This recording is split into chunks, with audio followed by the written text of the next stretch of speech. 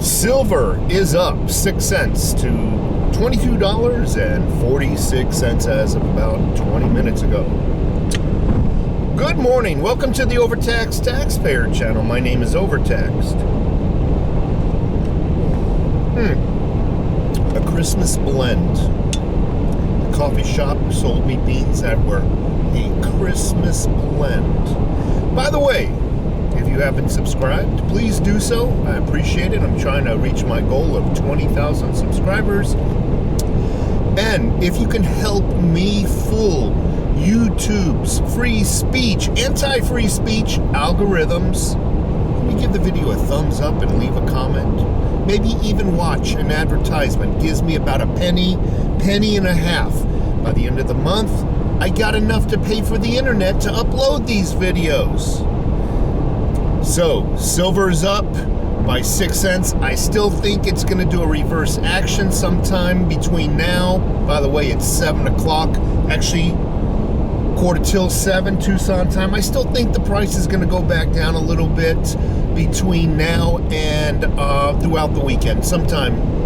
Obviously, the markets are closed during the weekends, but I think we'll see evidence of the market turnaround come Monday.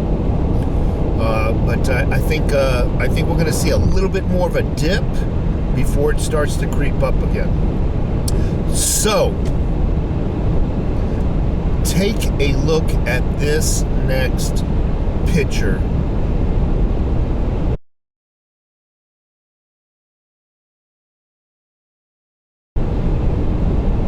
Now, what do you see? Something very odd about that picture. It is a picture where it shows Joe Biden, and there's a caption: "The Biden voters owe the country an apology." Take a look at it. If you have to go back, take a look at what is weird about it. Bottom left-hand corner, you see the Washington Examiner, a news media outlet. What is so weird about that? What is weird about it is the news media outlet here in this picture are demanding an apology for the people who voted for Biden. Again, let's drill down a little bit deeper. Why is that so odd? Because it was the news media outlets that misled the people. I told you, television programming, the word programming is used to program people to perform a task to their will, to program you to do something, to manipulate you. The news media outlets protected Joe Biden while he ran his campaign from his garage or bunker or basement, wherever the hell he was. And he only ran out on stage every now and then to yell out a teleprompter with half a dozen cars instructed to honk. So it sounded like there was a lot more people in the parking lot.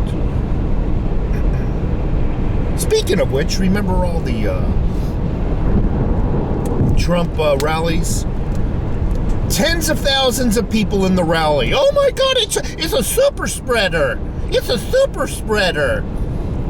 We should see body bags along the sides of the road by now, according to their prophecies.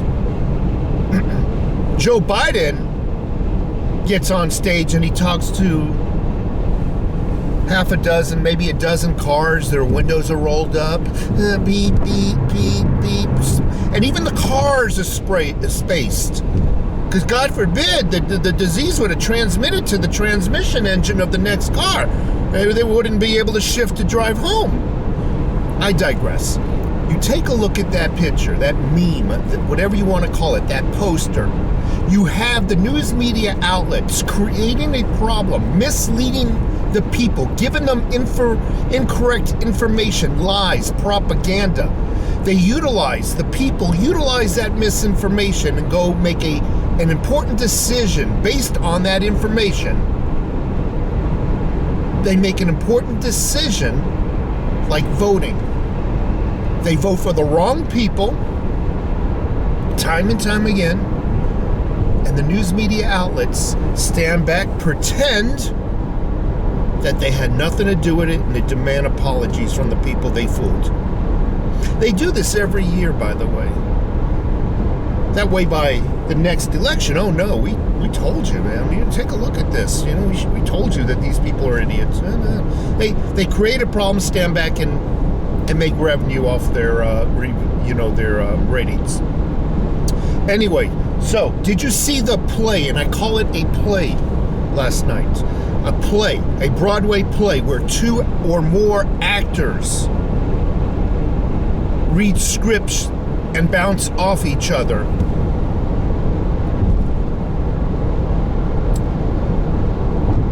George Stephanopoulos,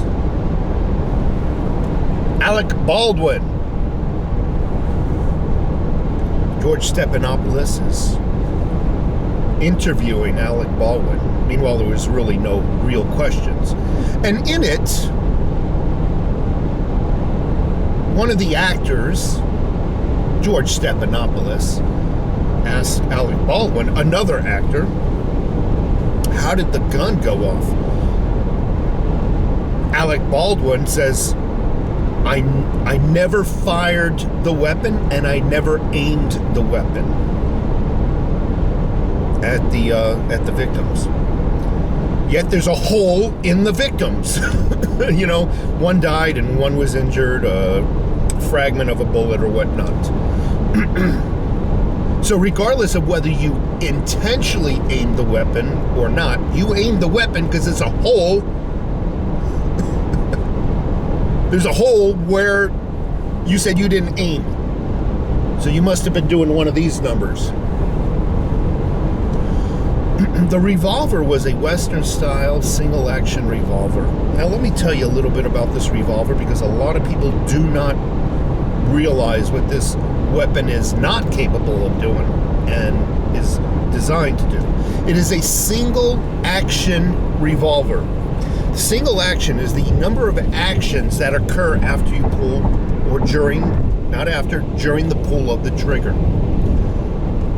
Double action would imply that as you're pulling the trigger, it's pulling back the hammer. And as you get to the bottom of your pull, the trigger springs snap and release the hammer. The pin on the hammer hits the primer, the bullet goes off. Two actions. Pulls back the hammer, releases the hammer where the pin strikes the primer. This was a single action revolver on the set. Meaning, when you pull the trigger, it is just designed to release the hammer. You have to physically, with your thumb or whatever you want to use, you have to pull back the hammer. That's a manual pull. Squeeze the trigger, one action should occur. That's the releasing of the hammer to where the pin strikes the primer. So, he says he did not fire the weapon, yet the weapon fired, and he wasn't aiming it at a target, the victim, who was found face up with a bullet in her body. So he's lying. George Stephanopoulos doesn't drill deeper into the question, I guess, is what troubles me. Well, if you didn't aim the weapon, how did the bullet hole get to its target? If you didn't, you must have. How did the weapon shoot itself? No drilling down into the questions, no re-asking of the questions. That's why I say it was a Broadway play. Another example of propaganda to mislead and fool the people. The same news media outlets who lied about Biden being mentally competent, who lied and said he's only doing the campaign from his basement because of COVID, who misled the people into making a bad voting decision. This is the same group of people that are interviewing our Alec Baldwin. No drilling down to the questions, no re-asking the questions, no asking tougher questions, get to the answer. George Stephanopoulos, his intentions last night were not to get to the truth. It was to give Alec Baldwin a stage presence so you can hear his answer. And hopefully you're dumb enough not to interpret his answer and not to see through George Stephanopoulos, the other actor on in that interview. If you were to tell me, for example, you come over to my house and you pick up a single action revolver, it could be a double action for all I care, and there's a bullet hole in my wall, I'm going to ask you what happened. And if you tell me the gun shot itself, it aimed and shot itself, I'm going to have some follow-up questions for you. How does a gun shoot itself? If you weren't aiming for my wall, why is there a hole in my wall? Why didn't you check the gun before you checked? Why didn't you check to see if there was a round in the chamber? Why didn't you check to see if the gun was loaded before you put it in your hands, before you put your finger into the trigger guard? What do you mean it shot itself? There was none of those rebuttal questions. And that's how you know it was a stage. It was just smoke and mirrors. It was a Broadway play that you saw on television. The same freaking group of people that are misleading people into voting for socialism and communism. The same group of people that are telling you there's nothing wrong with our schools and the indoctrinations that they're doing to our children. These are the same people that are pretending to be on your side, pretending to dig for the truth. Folks, again, if you haven't subscribed, I please urge you to do so. Maybe look through some of my older videos. I'm off to work. Take care.